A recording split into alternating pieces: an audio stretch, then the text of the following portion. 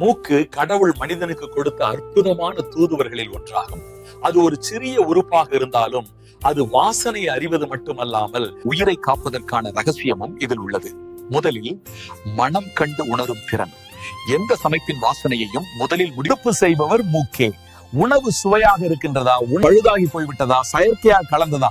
அதனால்தான் மனிதனின் சுவை உணர்வை மூக்கு பாதி செய்து முடிக்கிறது. நாக்கு சுவைக்கிறது என்றால் மூக்கு தீர்ப்பு சொல்கிறது. விஷமான காற்றையினால், புகையினால், துர்நாற்றத்தையினால் மூக்கு முதலில் எச்சரிக்கிறது. இங்க ஏதோ சரியில்லை எச்சரித்து உயிரை காக்கிறது. கடவுள் மூக்கில் வடிகட்டும் மெல்லிய முடிகளையும் ஈரத்தன்மையையும் வைத்துள்ளார். அது தூளும் கிருமிகளும் நேரடியாக உள்ளே செல்லாமல் தடுக்கும். வேதங்களில் மனமும் நறுமணமும் தேவனுக்கு சுகமாகும் என்று கூறப்பட்டிருக்கிறது.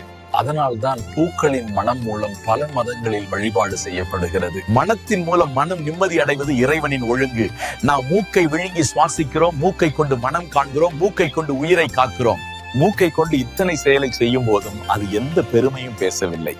அதனால் மனிதனை படைத்த கடவுளுக்கு நன்றி சொல்ல வேண்டியது நம்முடைய கடமை.